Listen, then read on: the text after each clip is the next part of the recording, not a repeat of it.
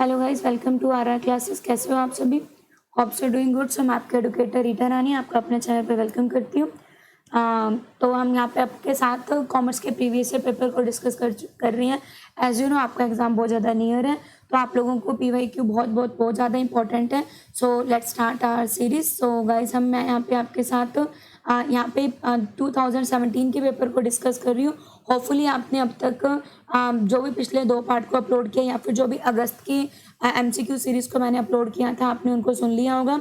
और गाइस, अगर आपने एक 5000 MCQ सीरीज़ का पार्ट यहाँ पर अपलोडेड है, वो वाली सीरीज़ और एक इम्पॉर्टेंट MCQ सीरीज़ के नेम से पार्ट नंबर 42 तक, गाइस वो दोनों सीरीज़ कॉमर्स के पॉइंट ऑफ व्यू से बहुत ज़्यादा ज़रूरी है।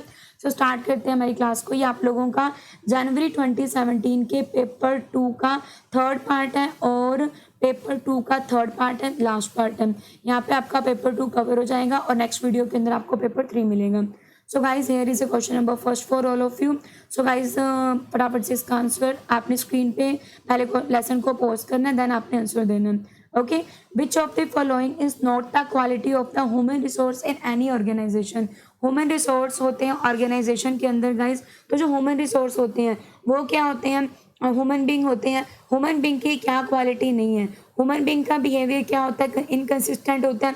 यस, हम अंदाजा नहीं लगा सकते कि एक इंसान क्या सोच रहा है। तो जो ह्यूमन का बिहेवियर होता है वो क्या होता है? इनकंसिस्टेंट होता है, अनप्रिडिक्टेबल होता है। जो ह्यूमन होता है वो डेप्रिशिएट होता है। ये वाली बात आप लोगों की बिल्कुल गलत है गाइस। जो ह्यूमन रिसोर्स होते हैं वो क्या होते हैं? टाइम के साथ क्या होते हैं? एप्रिशिएट होते हैं, नॉट दैट एप्रिशिएट होते हैं। तो सेकंड स्टेटमेंट आप लोगों की रॉन्ग स्टेटमेंट है और यही आप लोगों का क्या है? करेक्ट आंसर है। बाकी को भी पढ़ लेते हैं। हेट्रोजीनियस होते हैं, ये all the people are of the different qualities. मैं अलग हूँ, आप अलग हो, सभी यहाँ पर अलग अलग है। Retaining qualified human resources is a challenge for the manager. देखो, अगर एक क्वालिफाइड पर्सन होगा तो उसको लगेगा भी मुझे यहाँ इतनी सैलरी मिल रही है, मैं कहीं और जगह पे जाऊँगा तो मुझे अच्छी सैलरी मिलेगी, तो उसको रोक पाना एक मैनेजर के लिए चैलेंज होता है। ठीक है। एंड आई एम रीटा रुखा, net qualified 3 times with CS foundation, all India rank 14th rank. This channel is beneficial for all the commerce and paper 1 NTA net students. So guys, please इस channel को जितना ज़्यादा हो सकता है share कीजिए। Unacademy के ऊपर मैं फुल सीरीज मतलब कि paper 1 paper 2 complete topic PYQ expected MCQs full length mock series सब कुछ कराती हूँ। तो अगर आप अनअकैडमी का प्लस ज्वाइन करना चाहते हैं, so then use my code that is the Reeta Rukhaya for 10% discount. That is the REETA Reeta Rukha for 10% discount. इसके रिगार्डिंग अगर आपको कोई भी डाउट होता है, so you can message me, I will definitely help you in by my classes. Okay, so guys start. Next question पढ़ते हैं हम लोग। Here is a question number second. Human resource planning. जो ह्यूमन रिसोर्स प्लानिंग होती है guys, benefit to an organisation, वो एक organisation को बेनिफिट देती है। किस तरीके से? Human resource planning benefit to an organisation are reflected in which of the combination of the following. किस तरीके से ह्यूमन रिसोर्स प्लानिंग क्या करती है? बेनिफिट प्रोवाइड करती है। किस तरीके से हम लोग प्लानिंग का मतलब क्या होता है गाइस? ह्यूमन रिसोर्स प्लानिंग में हमने ये प्लान करना होता है लाइक हमें कितने एम्प्लॉयज़ की नीड है, वो एम्प्लॉयज़ हमें कहाँ से मिलेंगे, रिक्रूटमेंट कैसे करेंगे, सिलेक्शन कैसे करेंगे, एम्प्लॉयज़ के अंदर क्या क्या क्वालिटीज़ होनी चाहिए, इन सभी बातों का ध्यान में रखा जाता है। सो ह्यूमन रिसोर्स प्लानिंग के अंदर क्या होता है गाइस? क्या क्या बेनिफिट होती हैं, इससे आप लोग क्या कर सकते हो? डिमांड और सप्लाई के बीच में, ह्यूमन रिसोर्सेज की डिमांड और सप्लाई के बीच में बैलेंस कर सकते हो। Correct statement. Non compulsion of the management to assess critically, ये वाली बात गलत है, क्योंकि जब आप प्लानिंग करोगे तब आप लोगों को भी तो भी एम्प्लॉयज़ के ऊपर तो मतलब कि उनको असेस तो करना ही पड़ेगा ना। नॉन कंपल्शन थोड़ी ना हो जाएगी, ऐसा कुछ भी नहीं होगा। एफर्ट कम लगेंगे, डुप्लीकेशन नहीं होगा, पता चल जाएगा कि ये काम इसका है तो इसी नहीं करना है, सो डुप्लीकेशन अवॉइड हो जाएंगे। This is an correct statement. Return minimise नहीं होगी बच्चे, रिटर्न क्या हो जाएगी? मैक्सिमाइज हो जाएगी। अगर ह्यूमन रिसोर्स प्लानिंग अच्छी होगी तो जो रिटर्न हो जाएगी वो क्या हो जाएगी? मैक्सिमाइज हो जाएगी। तो this is a wrong statement. So B और सी आप लोगों का करेक्ट स्टेटमेंट है। सो ऑप्शन नंबर 2 आप लोगों के लिए क्या है? Correct. So here is a question number 3। A statement containing the items such as the job title, location, summary, duties, material used, working condition is called. एक स्टेटमेंट है जहाँ पे ये लिखा गया है कि जॉब का टाइटल क्या है, जॉब का लोकेशन क्या होगा, आपको इतना वर्क करना होगा, आपकी वर्किंग ड्यूटीज होंगी, वर्किंग आवर इतने होंगे, तो उसको हम लोग क्या बुलाते हैं guys? That is called the job description देना, जहाँ पे जॉब रिलेटेड चीज़ों के बारे में बताया जाता है। जॉब टाइटल, समरी, ड्यूटी, इन सब के बारे में बताया जाता है। वेल द जॉब स्पेसिफिकेशन क्या होता है गाइस, वहाँ पर क्या होता है, एक पर्सन के अंदर जॉब को लेकर क्या क्या क्वालिटीज़ चाहिए, एक पर्सन को जॉब को लेकर क्या क्या क्वालिटीज़ चाहिए उसके बारे में बताया जाता है। लाइक उसकी मास्टर्स होनी चाहिए, उसकी पीएचडी होनी चाहिए, तो वो क्वालिटीज़ के बाद जॉब स्पेसिफिकेशन में होती हैं। क्वेश्चन नंबर 4 एंड आपने पोस्ट करना है, करेक्ट बताना है कितने हुए हैं, ठीक है। Most important question, hashtag most important question, different wages theory है, ये किस किस इंसान ने दी है। तो जो वेज फंड थ्योरी है गाइस, ये किसने दी है, वेज फंड थ्योरी दी है एडम स्मिथ ने। तो ऑप्शन नंबर ए आपका थर्ड से कनेक्ट होती है, तो आपका आंसर क्या हो गया, ऑप्शन नंबर 2 हो गया। बट हमें बाकी ऑप्शंस को भी समझना है। सब्सिस्टेंस थ्योरी क्या होती है गाइस, याद रखना, SR से याद रखना, SR का मतलब क्या होगा, ये किसने दी है, डेविड रिगार्डो ने दी है। This is given by the David Ricardo. Residual claimant theory, this is given by the Walker. And bargaining theory, BD से याद रख लेना, bargaining theory is given by the John Davidson. So option number 2 आप लोगों का क्या हो जाएगा, करेक्ट हो जाएगा। Here is a question number 5, which organizational analysis method is used among the following to develop various efficiency indexes relating to contribution of the human capital in meeting the organisational goal. इसमें से कौन सा organisational analysis method को use किया जाएगा ताकि employees के अंदर अलग अलग मेथड डेवलप किए जा सकें, एफिशिएंसीज को पता लगाया जा सके, ह्यूमन कैपिटल को कंट्रीब्यूट कर सकें ताकि ऑर्गेनाइजेशनल का गोल क्या हो सके, अचीव हो सके। इसके लिए किस किस चीज़ को यूज़ किया जाता है गाइस, इसके लिए क्या होगा, ऑब्जेक्टिव एनालिसिस। देखो काम को एफिशिएंट बनाना है, तो जब हमने काम को एफिशिएंट बनाना है तो ये क्या होगा, रिसोर्स यूटिलाइजेशन एनालिसिस होगा कि हमने इस तरीके से ह्यूमन कैपिटल को यूज़ करना है, इस तरीके से रिसोर्सेज को यूज़ करना है कि हमारा गोल क्या हो जाए, अचीव हो जाए। That is the resource utilisation analysis. Here is a question number 6 for all of you. अरे इसका तो आंसर ही पहले आ गया, चलो कोई ना।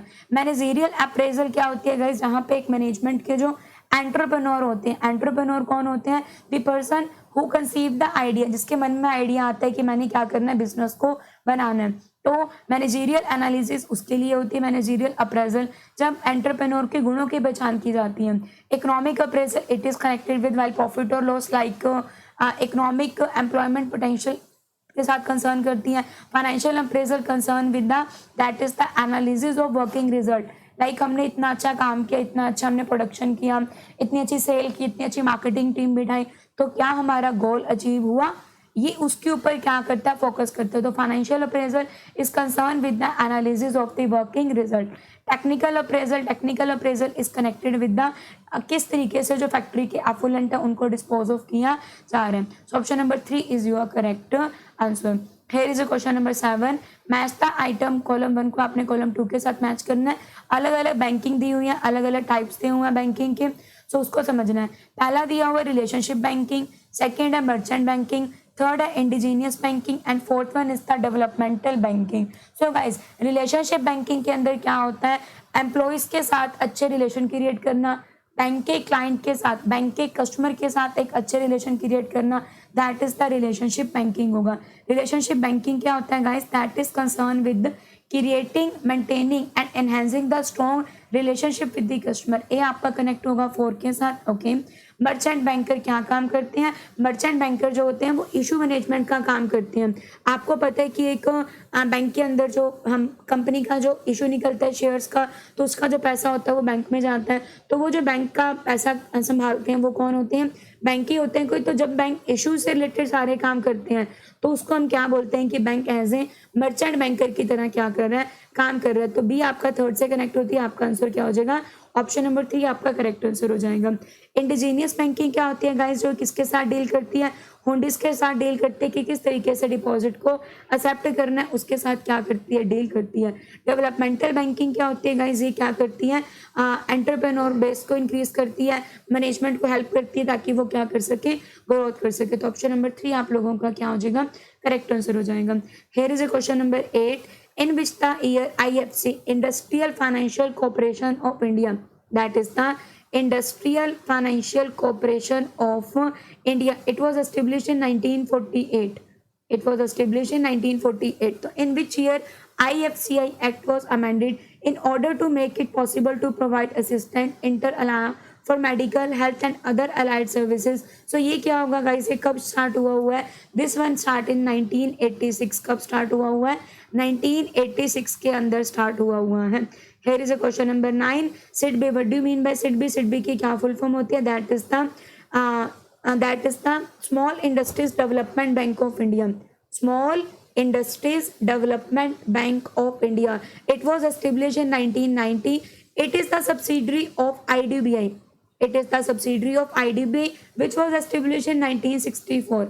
IDBI, Industrial Development Bank of India. It was established in 1964. It has own subsidiary that is known as the SIDBI. So SIDBI was set up as a subsidiary of IDBI to take over the function of small business financing of the IDBI, so that IDBI के जो जो छोटे छोटे मोटे काम है वो SIDBI को संभालने होंगे। सो ऑप्शन नंबर 1 आप लोगों का क्या हो जाएगा? करेक्ट हो जाएगा। So here is a question number 10. Letter of credit guarantee forward contract came under which one of the following? Letter of credit होती है जिसके थ्रू एश्योरेंस दी जाती है कि आपको आपका पैसा मिल जाएगा। गारंटी होती है, फॉरवर्ड कॉन्ट्रैक्ट होते हैं जो फ्यूचर में ट्रांजेक्शन प्लेस ऑफ होनी होती है। ये बैलेंस शीट में, बैंक की बैलेंस शीट में कहाँ आते हैं? तो guys these are a part of balance sheet of an item, of balance sheet का पार्ट होते हैं। Here is a question number 11. Consider the following statement with regard to theory of absolute cost advantage. Absolute cost advantage theory is given by Adam Smith. This theory is related to that कि अगर कोई country अगर एक चीज़ के production में अच्छी है, for example India के अंदर लेबर इंटेंसिव चीज़ें अच्छी बनती हैं, तो इंडिया को लेबर इंटेंसिव चीज़ें बनानी चाहिए और उसका क्या करना चाहिए? एक्सपोर्ट करना चाहिए। और अगर जापान कैपिटल इंटेंसिव में बेटर है, तो उसको कैपिटल इंटेंसिव का एक्सपोर्ट करना चाहिए और जो लेबर वाली चीज़ है उसका इंपोर्ट करना चाहिए। इंडियन को लेबर का एक्सपोर्ट करना चाहिए, कैपिटल वाली का क्या करना चाहिए? इंपोर्ट करना चाहिए। तो जो जिसमें एफिशिएंट है वही काम करने लग जाऊं। तो गाइस यहाँ क्या लिखा हुआ है? Productive efficiency deferred among the different countries. Her country की अपनी अपनी एफिशिएंसी होती है। इंडिया की अपनी एफिशिएंसी है, जापान की अपनी एफिशिएंसी है। Because of the diversity in the natural and the acquired resources. क्योंकि क्या है, रिसोर्सेज क्या होते हैं? अलग अलग होते हैं हर जगह पे। This is an absolutely correct statement. जो डिफरेंस होता है वो किसकी वजह से होता है? क्लाइमेट की वजह से होता है, क्वालिटी ऑफ द लैंड की वजह से होता है, मिनरल कहीं कहीं पे अलग अलग होते हैं उसकी वजह से होता है, और डिफरेंस अलग अलग टेक्नोलॉजी या फिर लोगों के अंदर क्या स्किल्स हैं उसकी वजह से भी होता है। तो both the third statement are correct, while the main conclusion is that which country which is suitable in that product, उसको वो एक्सपोर्ट करना चाहिए, जिसमें वो अच्छी नहीं है उसका वो इम्पोर्ट कर ले। Okay, here is a question number 12. Most important theory है गाइस, है मोस्ट इंपॉर्टेंट क्वेश्चन आप लोगों का IB का, इंटरनेशनल बिजनेस का। सो देखते हैं क्या कह रहे हैं ये। ऑप्शन नंबर A क्या लिखा हुआ है? That is the absolute cost advantage theory. Option number 2 comparative cost theory, factor endowment theory and Leontief paradox. ये आपको गिवन है, ठीक है। So absolute cost advantage theory के अंदर क्या होता है गाइस? जो कंट्री जिसके अंदर अच्छी है उसको वो काम करना चाहिए। कंपैरेटिव कॉस्ट एडवांटेज कंपैरिजन होगा वहाँ पे। मैं इसको सबसे अच्छा तरीका आपको बताती हूँ, factor endowment theory. Factor endowment theory का अनदर नेम होता है हेक्सर-ओयलन थ्योरी। यहाँ पे वो प्रोडक्शन के फैक्टर की बात करता है, फैक्टर एंडाउमेंट। तो देखो ऊपर ही लिखा हुआ है द एम्पेरिक, पढ़ते हैं इसको। देखो फैक्टर एंडाउमेंट थ्योरी, जो फैक्टर एंडाउमेंट थ्योरी है गाइस, ये किससे रिलेट करती है? That is a country should produce and export A commodity जिसके अंदर फैक्टर ऑफ प्रोडक्शन, जो मेरे पास फैक्टर ऑफ प्रोडक्शन ज़्यादा है और मैं उन चीज़ों से प्रोडक्ट को बनाऊंगी और वो चीज़ क्या करूंगी? एक्सपोर्ट करूंगी। लैनेट ऑफ पैराडॉक्स आप लोगों को क्या कहता है गाइस? ध्यान से सुनना। मैंने अभी आप लोगों को क्या बताया था? मैंने अभी आप लोगों को क्या बताया था? अगर कोई कंट्री लेबर इंटेंसिव में अच्छी है तो उसको क्या करना चाहिए? लेबर प्रोडक्ट का क्या करना चाहिए? एक्सपोर्ट करना चाहिए। और अगर कोई कंट्री कैपिटल इंटेंसिव में अच्छी है तो उसको क्या करना चाहिए? कैपिटल गुड्स का एक्सपोर्ट करना चाहिए और लेबर गुड्स का क्या करना चाहिए? इंपोर्ट करना चाहिए। लेकिन लैनेट ऑफ पैराडॉक्स उल्टा बताता है। ये क्या बताता है? ऑप्शन नंबर 1 की तरफ जाइए। The empirical evidence based on the US export of labor intensive, अरे US तो कैपिटल इंटेंसिव कंट्री है, US तो कैपिटल इंटेंसिव कंट्री है, अगर कोई कैपिटल इंटेंसिव कंट्री है तो वो कैपिटल इंटेंसिव का एक्सपोर्ट करेगी, लेकिन क्या कह रही है कि वो लेबर इंटेंसिव का एक्सपोर्ट करे, तो ये उल्टा बोल रहे हो। तो जहाँ पे उल्टी बात करी जाती है कि जो लेबर इंटेंसिव कंट्री है वो कैपिटल इंटेंसिव का एक्सपोर्ट करेगी, कैपिटल इंटेंसिव होगी वो लेबर इंटेंसिव गुड्स का एक्सपोर्ट करेगी, उल्टा बोला जाता है तो वो क्या होता है, लेनेट ऑफ पैराडॉक्स होता है। एब्सोल्यूट कॉस्ट एडवांटेज क्या होता है, जिसके अंदर आप ज़्यादा अच्छे आपको उसको एक्सपोर्ट करना चाहिए, and comparative cost advantage theory, this is the option number 4 के साथ कनेक्ट हो जाएगी। Okay, so here is a question number 12, पहले आंसर आ गया, चलो कोई ना। सो ध्यान से देखना गाइज यहाँ पे क्या क्या होता है, ये सभी आपकी आइटम है बीओपी की। Do you know about BOP? BOP क्या होता है गाइज? क्वेश्चन का ये देखो यहाँ पे, बीओपी क्या होता है? बीओपी होता है that is the balance of payment. Balance of payment क्या होती है? इंटरनेशनल स्टेटमेंट को जो हम क्या करते हैं, बाहर से जितनी भी ट्रांजैक्शन करते हैं, फॉरेन से जितनी भी ट्रांजैक्शन करते हैं, उनको रिकॉर्ड करने के लिए उनको कहाँ रिकॉर्ड किया जाता है? उनको बीओपी, बैलेंस ऑफ पेमेंट के अंदर क्या किया जाता है? रिकॉर्ड किया जाता है। तो उन्हें बीओपी के अंदर रिकॉर्ड किया जाता है गाइस, जितनी भी हमारी फाइनेंशियल ट्रांजेक्शन जो हमने बाहर से करी है उन सबको बीओपी में क्या किया जाता है? रिकॉर्ड किया जाता है। तो बीओपी के कुछ अकाउंट होते हैं, ठीक है, करंट अकाउंट होता है, कैपिटल अकाउंट होता है। तो उसी के अंदर दो तरीके की आइटम आती हैं, एक होती है अकोमोडेटिंग कैपिटल फ्लो, एक होती है ऑटोनोमस कैपिटल फ्लो। तो गाइस ध्यान से मेरी बात को सुनना, क्या क्या होती है और क्या क्या इसके अंदर नहीं होता है। इनमें से कुछ आइटम होती हैं जो प्रॉफिट मोटिव के लिए की जाती हैं, आंसर से देखते हैं। कुछ आइटम होती हैं जो हम प्रॉफिट मोटिव के लिए की जाती हैं, और कुछ आइटम होती हैं जो हम लोग क्या करते हैं, सुधारने के लिए करते हैं। देखो, अगर हमारे इंपोर्ट क्या हो जाते हैं, ज़्यादा हो जाते हैं, और एक्सपोर्ट क्या हो जाते हैं, कम हो जाते हैं, तो हमारी कंट्री कहाँ पर आ जाएगी? हमारी कंट्री डिसइक्विलिब्रियम की पोजीशन के अंदर आ जाएगी। अगर हमारे इंपोर्ट ज़्यादा होते हैं तो डिसइक्विलिब्रियम में आ जाएगी। तो इस डिसइक्विलिब्रियम की कंडीशन को सुधारने के लिए आपको जो आइटम करनी पड़ेंगी, इसको सुधारने के लिए आपको जो आइटम करनी पड़ेंगी, उन आइटम को हम लोग क्या बोलते हैं guys? That are called the accommodating item. मतलब कि आपको अकोमोडेट से याद रखना, आपको एडजस्टमेंट करनी पड़ेंगी। क्या करनी पड़ेंगी मैम? एडजस्टमेंट्स करनी पड़ेंगी। तो अकोमोडेटिंग कैपिटल फ्लो क्या होता है गाइस? यहाँ पर क्या होता है? Flow of the loan. देखो, अकोमोडेटिंग में क्या होता है? इनफ्लो होता है, और ये किसके लिए की जाती है? डेफिशिएंसी को पूरा करने के लिए की जाती है, एडजस्टमेंट करने के लिए की जाती है। डेफिशिएंसी आई है, उसको पूरा करने के लिए अकोमोडेटिंग होगा। लेकिन जो ऑटोनोमस होती है वो किस लिए की जाती है? ऑटोनोमस प्रॉफिट मोटिव के लिए की जाती हैं। ऑटोनोमस प्रॉफिट मोटिव के लिए की जाती हैं। सो जो आपका बी होगा वो किससे कनेक्ट हो जाएगा? थर्ड से। क्या आपका इनफ्लो और एक्सचेंज, जो बी होगा वो 4 से कनेक्ट हो जाएगा कि इन्वेस्टमेंट जो आप नॉर्मल प्रॉफिट मोटिव के लिए कर रहे हो, अकोमोडेटिंग एडजस्टमेंट के लिए होती है, डेफिशिएंसी के एडजस्टमेंट के लिए होती है। एसपीआर क्या होता है? स्पेशल ड्राइंग राइट होती है, स्पेशल ड्राइंग्स राइट होती हैं। ये आईएमएफ की करेंसी होती है, तो ये आईएमएफ इंटरनेशनल मॉनेटरी फंड ने क्या किया? इसको क्रिएट किया है। स्टैटिस्टिकल डिस्पेरेंसी क्या होती है? कुछ वेरिएशंस आ जाती हैं ट्रांजैक्शन के रिजल्ट में, तो वो स्टैटिस्टिकल डिस्पेरेंसीज होती हैं। तो ऑप्शन नंबर 2 आप लोगों का क्या हो जाएगा? करेक्ट आंसर हो जाएगा। Here is a question number 13, statement 1 लिखी हुई है, स्टेटमेंट 2 लिखी हुई है गाइस आप लोगों के लिए। सो ध्यान से देखना, ट्रिम, ट्रिम क्या होता है? Trade related investment major. Trim क्या होता है? That is the trade related investment major होता है। और ट्रिप क्या होता है?